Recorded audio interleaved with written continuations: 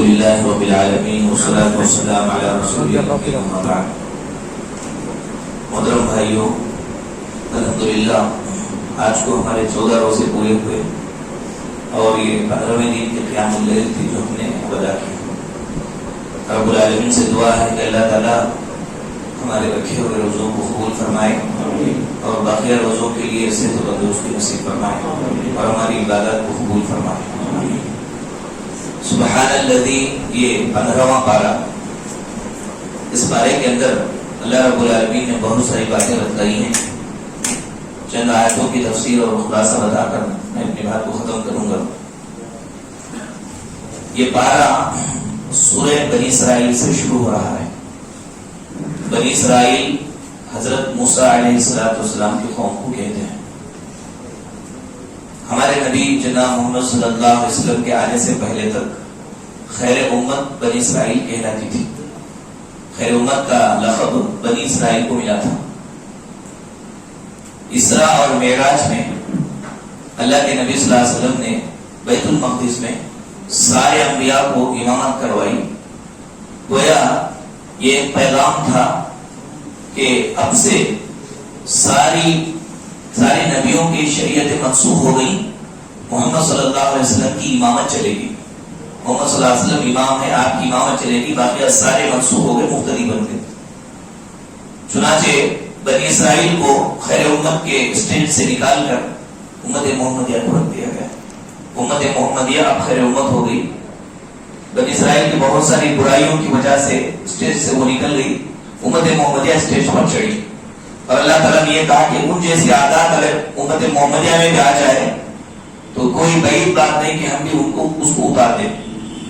معراج یہ اللہ کے نبی صلی اللہ علیہ وسلم کو ہوئی۔ اللہ کے نبی صلی اللہ علیہ وسلم ساتوں آسمانوں پر گئے، یعنی مکہ مکرمہ سے بیت المقدس تک گئے، پھر بیت المقدس سے آسمانوں پر چڑھے۔ اللہ کے نبی ساتوں آسمانوں کے اوپر تک گئے۔ یہ سارا واقعہ بنی اسرائیل کے اندر ذکر ہوا۔ بس یہ بات بتا کر میں بات کو ختم کروں اس کی کہ اصل معراج کیوں ہوئی۔ اللہ کے نبی صلی اللہ علیہ وسلم کا یہ معجزہ ہے۔ دوسرے کسی نبیوں کو معراج اللہ نے نہیں کروایا، کوئی نبی اوپر نہیں گئے، صرف ہمارے نبی صلی اللہ علیہ وسلم اوپر گئے۔ اللہ کے نبی کو معراج میں لے جانے کی کیا ضرورت تھی اللہ تعالیٰ کو؟ اس کا پس منظر یہ ہے کہ نبی کریم صلی اللہ علیہ وسلم پر ظلم کی انتہا ہو چکی تھی۔ بہت زیادہ ظلم ڈھانے لگے کفار و مشرکین اللہ کے نبی پر، اور یہ ظلم اور زبردستی اس وقت اور بڑھ گئی جبکہ آپ کی بیوی کا انتقال ہو گیا اور آپ کے ڈھال بننے والے چچا کا انتقال ہو گیا۔ یعنی باہر کا سہارا ختم، اندر گھر ویران۔ نبی کا گھر ویران ہو گیا، خدیجہ تھی تب تک تسلی تھی، خدیجہ کا انتقال ہو گیا ایک ہی سال میں، اور ابو طالب کا بھی انتقال ہو گیا۔ تب ان کے دانت اور تیز ہو گئے، کفار و مشرکین کے دانت اور تیز ہو گئے۔ اسی زمانے میں اسی وقت میں کیا ہوا؟ الیکشن ہوا، ابو لہب کو لوگوں نے سردار بنایا۔ ابو لہب جب کرسی پر بیٹھا تو پہلی بل اس نے یہ پاس کی کہ محمد کو قبیلے سے نکال دیا جائے۔ سب سے پہلی بل اس نے یہی پاس کی اور سارے لوگوں نے اعلان کر دیا۔ اب تو ظلم کی انتہا ہو چکی، قبیلے سے الگ کرنا مطلب یہ ہے کہ نیوالا عدت بنانا، قتل کرنا۔ اس کا مطلب یہ کہ اکیلے محمد ہے، قبیلہ کوئی ان کا ساتھ نہیں دے گا۔ محمد کو اگر کوئی پکڑ کے مار دے تو یہ قبیلہ محمد کا ان مارے ہوئے قبیلے سے بدلہ نہیں لے گا۔ یہ مطلب ہے الگ کرنے کا۔ اس طرح الگ کر دیا گیا۔ نبی صلی اللہ علیہ وسلم نہت تھے، تنہا، کمزور، بالکل مایوس ہو کر کے اللہ کے نبی بیٹھے۔ اللہ تبارک و تعالیٰ نے معراج کا سفر کروایا کہ یہ لوگ آپ کا ساتھ دیں یا نہ دیں، اے حبیب پاک صلی اللہ علیہ وسلم، ہم آپ کے ساتھ ہیں، پر ملائکہ آپ کے ساتھ ہیں، آسمان میں کتنے لوگ آپ کو پہچانتے ہیں، آئیے سفر کیجئے، سیر کیجئے۔ اللہ تعالیٰ نے سیر کروائی، نبی کریم صلی اللہ علیہ وسلم مضبوط ہو گئے۔ یہاں پر یہ بتایا گیا کہ آپ کہاں رہتے ہیں وہ اہم نہیں ہے، بلکہ اللہ آپ کے ساتھ ہے یا نہیں وہ اہم ہے۔ آپ گھاٹی میں رہیں، آپ پریشانی میں رہیں، ادھر رہیں ادھر رہیں، وہ کوئی اہم کی بات نہیں ہے۔ آپ کہیں بھی رہیں، اللہ اگر ہمارے ساتھ ہے تو ہم مضبوط انسان ہیں، اللہ کی مدد ہمارے ساتھ ہے، ہم مضبوط انسان ہیں، کہیں بھی رہیں ہم۔ تو اللہ کے نبی صلی اللہ علیہ وسلم کو گھاٹی میں جانا پڑا، شیخ ابو طالب میں گئے، مصیبتیں اٹھائی، تکلیفیں اٹھائی، اللہ تعالیٰ نے مدد نہیں چھوڑی۔ اس بارے کے اندر اللہ تعالیٰ نے اس کا تذکرہ فرمایا۔ پھر اس کے بعد اللہ تعالیٰ نے اس بارے میں بات بتائی کہ وَكُلَّ إِنسَانٍ أَلْزَمْنَاهُ طَائِرَهُ فِي عُنُقِهِ، ہر انسان کا نام اعمال ہم اس کی گردن کے اندر باندھ دیں گے. جو بھی عمل کرتا ہے اس کا عمل اس کی گردن میں بتایا جا رہا ہے. مفسرین رسالہ کریمہ کی تفسیر میں لکھتے ہیں کہ عمل ایک پٹا ہے جو انسان کی گردن میں ڈالا جاتا ہے. یہ پٹا اگر اچھا ہے تو جنت کی طرف لے کے جائے گا، یہ پٹا اگر خراب ہو تو جہنم کی طرف لے کے جائے گا. پٹا عمل ہے. انسان نیک عمل کرتا ہے تو جنت کی طرف وہ پٹا کھینچ کے لے کے جائے گا انسان کو. اگر برا عمل کرتا ہے تو وہی پٹا پکڑ کر کے کھینچ کر جہنم کی طرف لے کے جائے گا. اب وہ دیکھ لے کہ وہ کیا پٹا تیار کر رہے ہیں اپنی گردن میں ڈالنے کے لیے. پھر اس کے بعد اللہ تعالیٰ نے اس بارے میں بتایا کہ قیامت کے روز اللہ تبارک و تعالیٰ انسان کے ہاتھ میں اس کا نام اعمال دے دیں گے اور بولیں گے کہ اقرأ کتابک کفیٰ بنفسک اليوم علیک حسیبا، جو کچھ تم نے کیا سو اس کے اندر ہے، پڑھ لو اپنی کتاب کو. تمہاری کتاب پڑھ کر کے تم ہی خود فیصلہ کر سکتے ہو کہ تم کہاں جانا ہے. مفسرین رسالہ کریمہ میں کہتے ہیں کہ لوگوں، دنیا میں آپ کاتب ہیں، آپ لکھنے والے ہیں. جو کچھ آپ نے دنیا میں لکھا اسی کو قیامت کے روز آپ پڑھنے والے ہیں. اچھا لکھ لو، اچھا پڑھو گے. دنیا میں اچھا عمل کرو گے تو وہاں پر جب اللہ تعالیٰ کتاب دے دیں گے کہ پڑھ لو تمہاری کتاب کو، وہ کتاب میں کیا ہوگا؟ جو ہم نے لکھا وہی ہوگا. یہاں پر جو ہم نے عمل کیا وہی اس کتاب کے اندر ہوگا. اگر ہم نے اچھائی کے ساتھ زندگی گزاری تو پڑھنے کو بھی اچھا ملے گا، خوشی ہوگی. اگر ہم نے یہاں پر غلط کاموں کے ساتھ زندگی گزاری تو اس کے اندر غلط ہی ہوگا. اس کے بعد اللہ تعالیٰ نے ماں باپ کے تعلق سے بیان فرمایا کہ ماں باپ بوڑھے ہو جائیں، ان دونوں میں سے کوئی اف تک نہ کرو اور ان کی دیکھ بھال کرو، اچھے انداز میں ان سے بات چیت کرو. یہ دونوں میں سے کوئی ایک یا یہ دونوں آپ کے پاس ہوں، بوڑھے ہو جائیں تو ان کے ساتھ اچھے سے اچھا برتاؤ کرو. پھر کہا ہمیشہ یہ دعا کرنے رہو کہ قل رب ارحمہما کما ربیانی صغیرا، اللہ ان دونوں پر ایسے ہی رحم فرما جیسا ان دونوں نے میرے بچپنے میں مجھ پر رحم کر کے پالا پوسا. جس طرح رحم کے ذریعے سے مجھے پالا پوسا اس طرح ان دونوں پر تو رحم فرما. مفسرین رسالہ کریمہ کے بارے میں کہتے ہیں کہ اس آیت کے اندر یہ بات اللہ تعالیٰ نے بتائی کہ ماں باپ کے حق میں بچوں کی دعا قبول ہوتی ہے. بچے اگر دعا کرے ماں باپ کے لیے تو ماں باپ کے حق میں دعا قبول ہو جاتی ہے. دلیل یہی ہے کہ دعا کرنے کا حکم اللہ نے دیا ہے. جب اللہ نے حکم دیا ہے تو قبول بھی وہی کرے گا. اس کے اندر یہ بتایا گیا کہ ماں باپ کے بارے میں بچے ہمیشہ دعا کرتے رہے، کہ ماں باپ کے تعلق سے دعا کرتے رہے، یہ اللہ تبارک و تعالیٰ قبول کرے گا. اس کے بعد اللہ تعالیٰ نے بیان فرمایا وَإِن مِّن شَيْءٍ إِلَّا عِندَنَا خَزَائِنُهُ وَإِن مِّن شَيْءٍ إِلَّا يُسَبِّحُ بِحَمْدِهِ وَلَٰكِن لَّا تَفْقَهُونَ تَسْبِيحَهُم. دنیا میں ہر چیز اللہ کی وہ جو ذکر کرتی ہے ہم سمجھ نہیں سکتے. مفسرین کہتے ہیں انسان جس سواری پر سوار ہوتا ہے وہ سواری بھی اللہ کی تسبیح بیان کرتی ہے. جو کپڑے پہنتا ہے یہ کپڑے بھی اللہ کی تسبیح بیان کرتے ہیں. جو کھانا کھاتا ہے وہ کھانا بھی اللہ کی تسبیح بیان کرتی ہے. کھانا بھی تسبیح بیان کرتا ہے. انسان یہ کتنا ناشکرا ہے، کتنا بدنصیب ہے کہ یہ جن چیزوں کو استعمال کر رہا ہے ساری چیزیں اللہ کی تسبیح بیان کر رہی ہے اور یہ اللہ کی تسبیح بیان نہیں کرتا، یہ اللہ تعالیٰ کا ذکر نہیں کرتا ہے. یہ جن چیزوں کو استعمال کر رہا ہے ساری چیزیں اللہ تعالیٰ کا ذکر کر رہی ہیں. پھر فرمایا وَنُنَزِّلُ مِنَ الْقُرْآنِ مَا هُوَ شِفَاءٌ وَرَحْمَةٌ لِّلْمُؤْمِنِينَ. قرآن مجید سے جڑنے کے دو فائدے ہیں اور قرآن مجید کو چھوڑنے کا نتیجہ بڑا بھیانک ہے. قرآن مجید کو جڑنے کے فائدے کیا ہیں؟ اللہ نے فرمایا شفا ہے، رحمت ہے. شفا کیا ہے؟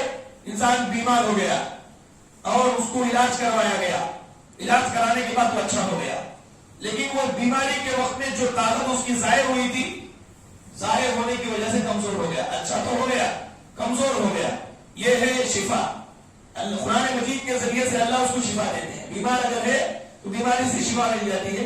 اور رحمت یہ ہے کہ انسان مضبوط ہو گیا، بیمار ہو کر کے شفا پایا قرآن سے، شفا پا کر کے کمزور تھا تو مضبوط ہو گیا قرآن سے. قرآن مجید پڑھتے رہیں، پڑھتے رہیں، پڑھتے رہیں، قرآن مجید کی تلاوت کرتے رہیں. بیماری اگر آئے وہ بھی چلی جائے گی، کمزور آئے گی اگر آئے تو وہ بھی ختم ہو جا کر کے مضبوط آگے آ جائے گی. یہ اللہ تعالیٰ نے بیان فرمایا. پھر اس کے بعد نہ چھوڑنے کا نتیجہ کیا ہے؟ فرمایا وَيَزِيدُ الظَّالِمِينَ إِلَّا خَسَارًا.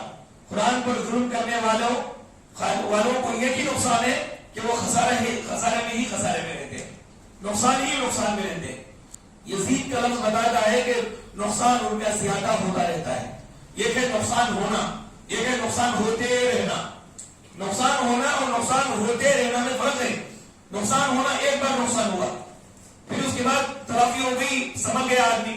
لیکن قرآن مجید کو چھوڑنے سے اللہ نے کیا کہا, وَيَزِيدُ الظَّالِمِينَ إِلَّا خَسَارًا. ظالم لوگ جو قرآن کو چھوڑ دیتے ہیں ان کے لیے نقصان ہوتے رہتا ہے, نقصان میں اضافہ ہوتے رہتا ہے, روزانہ بڑھتے رہتا ہے ان کا نفشی. چنانچہ غور کرنا چاہیے مومنوں کو جو قرآن کو چھوڑ کر کی زندگی گزارتے ہیں. پھر اس کے بعد اللہ تعالیٰ نے بیان فرمایا کہ جو علم والے لوگ ہیں, اللہ تعالیٰ نے جن کو علم دیا, علم کی پہچان یہ ہے کہ اللہ کی آیتیں ان کے سامنے پڑھی جاتی ہے تو یہ روتے ہوئے سجدے میں گر جاتے ہیں. علم والوں کی پہچان یہ ہے کہ ان الذین اوتوا العلم من قبل اذا یتلی علیہم یخرون الی الاذقان سجدا, روتے ہوئے سجدے میں گر جاتے ہیں. مفسرین ذات کریمہ کی تفسیر میں کہتے ہیں اصل علم والا وہ ہے جس کا علم اس کو رلا دے. کسی آدمی کا علم اس کو نہ رلائے تو علم والا ہی نہیں ہے, کیونکہ یہ علم والے کی پہچان اللہ نے یہ بتائی کہ جب کبھی اللہ کی آیتیں اس کے سامنے پڑھی جاتی ہے, اس کو علم ہے تو اس کو رونا آ جاتا ہے, سجدے میں گر جاتا ہے. اس کے بعد سورۃ الکہف یہاں سے شروع ہوئی. سورۃ الکہف کے اندر 4 فتنوں کا تذکرہ ہے. ایک دنیا کا فتنہ, دنیا ایک فتنہ ہے. دوسرا مال کا فتنہ, مال بہت بڑا فتنہ ہے. تیسرا اقتدار کا فتنہ, عہدہ اور منصب بہت بڑا فتنہ ہے. تیسرا یہ علم کا فتنہ کہ آدمی علم کسی بھی فتنے میں پڑ جاتا ہے, آدمی کے پاس زیادہ علم ہو تو بھی فتنے میں پڑ جاتا ہے. حضرت موسیٰ کا واقعہ ذکر ہوا. چنانچہ یہ 4 واقعات سورۃ الکہف کے اندر اللہ تبارک و تعالیٰ نے ذکر فرمائے. پھر یہ کہا اللہ کی طرف سے آدمی جب کسی عذاب میں گرفتار ہو جاتا ہے تو اس کی 3 چیزیں خراب ہو جاتی ہیں. اللہ کی طرف سے اگر عذاب میں گرفتار ہو جائے تو سمجھ لے کہ یہ 3 چیزیں اگر اس کے اندر آئی ہیں تو اللہ کا عذاب اس کے اوپر آ چکا ہے. کون سی چیزیں اللہ تعالیٰ نے سورۃ الکہف کے اندر بیان فرمایا؟ ایک تو اس کی عقل چلی جاتی ہے, دوسرا اس کا دین چلا جاتا ہے, تیسرا تکبر اس کی ذات میں آ جاتا ہے. ذات میں تکبر گھمنڈ آ جائے, دین چلا جائے گا مطلب دینی نقطہ نظر سے کچھ بات اس کو بولی جائے تو اس کو سمجھ میں ہی نہ آئے, بلکہ اپنے انا کو اونچا کرے. دین کی بات سمجھ میں ہی نہ آئے اس کو, دینی اینگل سے اس کو بات کو سنتا ہی نہیں, دیکھتا ہی نہیں, بلکہ سب دنیا کی نظر سے دیکھنا شروع کر دے. تو یہ 3 چیزیں ہیں, عقل کا خراب ہونا, اس طرح سے دین کا چلا جانا, ذات کے اندر تکبر کا بڑھ جانا. یہ 3 چیزیں اللہ کی طرف سے عذاب جب آتا ہے تو اندر آ جاتی ہے انسان کے اندر. یہ واقعہ وہ جو مومن آدمی کافر کے ساتھ جا رہا تھا, کافر آدمی باغوں کو دکھایا, کہا کہ یہ میرا باغ ہے, یہ ہے وہ ہے. اس نے کہا کہ اللہ کا شکر ادا کر, تو یہ 3 باتیں اس نے کہی. میں سمجھتا نہیں ہوں, فخر کرنے لگا, میں سمجھتا نہیں ہوں کہ قیامت قائم ہوگی. اگر قیامت قائم ہوگی تو بھی ایسے ہی مجھے وہاں پر دیا جائے گا, دین برباد ہو گیا. اس کے بعد اللہ تبارک و تعالیٰ نے بیان فرمایا انسان کو اگر کسی چیز پر بھول آ جائے, بھولا کی زیادہ ہو جائے تو کیا کرے؟ بہت زیادہ بھول جا رہا ہے تو زیادہ سے زیادہ بھول جانے کا علاج قرآن نے یہ بیان کیا کہ اللہ تعالیٰ کا زیادہ سے زیادہ ذکر کیا جائے. اللہ کا ذکر کرنے سے یاد پھر تازہ ہوتی ہے. اللہ نے فرمایا وَاذْكُرْ رَبَّكَ إِذَا نَسِيتَ, جب بھول جاؤ تو اللہ کا ذکر زیادہ سے زیادہ کرو. علامہ ابن تیمیہ بہت بڑے عالم کہتے ہیں کہ جب کبھی کوئی مسئلہ مجھے سمجھ میں نہ آئے, احادیث میرے ذہن سے چلی جائے, قرآن مجید کی آیت میرے ذہن سے چلی جائے, تو میں 1000 مرتبہ استغفار کرتا ہوں. استغفار کی برکت سے, یہ ذکر کی برکت سے اللہ تعالیٰ میرے ذہن کو کھول دیتا ہے, مسئلہ مجھے سمجھ میں آ جاتا ہے اور میں لوگوں کو بیان کرنے لگتا ہوں. تو زیادہ سے زیادہ ذکر کرنا بھولی ہوئی چیزوں کو یاد لانے کا ذریعہ ہے. پھر اس کے بعد اللہ تعالیٰ نے بیان فرمایا دنیا کی زندگی پانی کے جیسا ہے. پانی کے جیسا کیوں ہے؟ آپ دیکھیں کہ پانی کے اندر جو جاتا ہے ضرور بھیگ جاتا ہے. دنیا کو جو چاہے گا دنیا گدرا کر کے رکھ دے گی, اس کو کہیں کا نہیں چھوڑے گی. اور دوسرا ہے کہ پانی ایک جگہ ہمیشہ رک کے نہیں رہتا ہے. ایسے ہی دنیا ایک ہی آدمی کے پاس ہمیشہ رک کے نہیں رہتی. آج وہ کروڑ پتی ہے تو کل وہ کروڑ پتی ہے, کل وہ پر کروڑ پتی ہے تو پرسوں وہ پر کروڑ پتی ہے. یہ مفلس بن چکا ہے. یہ دنیا بڑے بڑے بادشاہوں کو جن کے بارے میں یہ کہا جاتا تھا کہ ہٹو ہٹو فلاں صاحب آ رہے ہیں, ان کے ساتھ بھی غداری کی, بے وفائی کی, آج ہمارے سروں پر آ کر کے سوار ہوئی ہے. کسی کے ساتھ اس نے وفاداری نہیں کیا, سب کے ساتھ بے وفائی کی, اور لوگ بڑی محبت سے اس کے ساتھ وفاداری کرتے ہیں, اور بڑے محبت کے ساتھ وہ بے وفائی کرتی ہے, بڑی محبت کے ساتھ. آج زمین کے نیچے کتنے لوگ ہیں جن لوگوں نے دنیا کو بہت چاہا تھا, لیکن دنیا نے ان کو ذرا بھی نہیں چاہا, بلکہ ان کو لات لے کر ماری اور نکل کر چلے گئے. دنیا کو استعمال کے مطلب نہیں استعمال کرنا چاہیے. اس کی محبت دل میں آ جائے تو گدرا کر کے رکھ دیتی ہے. یہ اللہ تعالیٰ نے ایک آزمائش کہا. پھر اس کے بعد رب العالمین نے یہ بات بیان فرمائی کہ ووضع الکتاب فضل المجرمین مشفقین مما فیہ، قیامت کے روز سارے نبیوں کو، لوگوں کو جمع کیا جائے گا، ہر ایک کا نام اعمال کھولا جائے گا، اس کے اندر چھوٹی چھوٹی چیز بھی اندر وہ پائے گا مجرمان کی. تو اس موقع پر کہے گا ما لہذا الکتاب لا یغادر صغیرۃ ولا کبیرۃ الا احصاها، اس کتاب کو کیا ہوا، چھوٹی سی چھوٹی چیز کو بھی اس نے نہیں چھوڑا. کبھی اکیلے میں رات کے اندھیرے میں میں نے گناہ کیا، اس کو بھی وہاں پر وہ پائے گا. مفسرین اس آیت کریمہ کی تفسیر میں کہتے ہیں کہ انسان کا بنایا ہوا کیمرہ اندھیرے کے اندر شوٹ نہیں کر سکتا ہے، دوری پر وہ شاٹ نہیں لے سکتا ہے، اور اگر کرنٹ چلا جائے یا کسی وجہ سے وہ خراب ہو جائے، اس کے اندر وائرس آ جائے تو رک سکتا ہے. اللہ تعالیٰ نے جو کیمرہ انسان کے اندر لگایا، لا یغادر صغیرۃ ولا کبیرۃ الا احصاها، پوری کی پوری پکچر بڑی کلیئرٹی سے لیتا ہے. رات کے اندھیرے میں اکیلے میں چھپ کے بھی جا کر کے کچھ کام کرو، فل کلیئرٹی کے ساتھ یہ کیمرہ آپ کی فوٹو لے لے گا. یہ اللہ تعالیٰ نے ایسے کیمرے فٹ کیے ہیں. اللہ تبارک و تعالیٰ کی قدرت ہے. قیامت کے روز جب اللہ تعالیٰ دکھائیں گے اس کو، مجرم دیکھے گا، کہے گا لا یغادر صغیرۃ ولا کبیرۃ الا احصاها، اس کو کیا ہو گیا، چھوٹی بڑی کون سی چیز کو اس نے نہیں چھوڑا. اس لیے ایک مومن کو چاہیے کہ برابر یہ احساس دل میں رکھے کہ ہم اللہ کی نگرانی میں کیمرہ ہمارا ریکارڈ کر رہا ہے. اگر ہم نے غلطی کی تو ریکارڈ ہو رہی ہے، قیامت کے روز اللہ سامنے رکھیں گے. اس کے بعد بنی اسرائیل کے اندر کچھ ہدایات اللہ تعالیٰ نے دی. یہ کہ اللہ کی عبادت کرو، دوسرا ہے کہ والدین کے ساتھ انتہا درجے کا احسان کا معاملہ کرو، تیسرا ہے کہ رشتہ داروں، مسکینوں اور مسافروں کی مدد کرو، چوتھا ہے کہ کسی کو ناحق قتل مت کرو، پانچواں ہے کہ یتیم کا مال نہ کھاؤ، چھٹا ہے کہ عہد جب بھی کرو پورا کرو، ساتواں ہے کہ زنا مت کرو، آٹھواں ہے کہ نام پر میں کمی مت کرو، اور نواں ہے کہ جس چیز کا علم نہ اس میں بحث مت کرو، اس کے پیچھے مت پڑو، اور دسواں ہے کہ زمین میں اکڑ کر مت چلو، زمین میں اکڑ کر تکبر کے ساتھ مت چلو، کچھ نہیں کر سکتے تم. انسان اتنا مجبور ہے، نہ بچپنے کو روک سکتا ہے، نہ جوانی کو روک سکتا ہے، نہ بڑھاپے کو روک سکتا ہے، نہ موت کو روک سکتا ہے. پھر اگر کس بات اگرتا کیوں ہے؟ اس کے اوپر جب آیا تو اتنا مفید اور خلاص ہو جاتا ہے کہ 10 لوگوں کے سہارے لے کے بھی جانا پڑتا ہے اس کو. اور جب بچہ دیتا ہے تو عقل میں رہتا ہے. اگرتا مردہ ہے، زندہ آدمی دبتا ہے، جھکتا ہے، اگرتا مردہ ہے. چنانچہ اللہ تعالیٰ نے وصیت کی کہ مت کرو.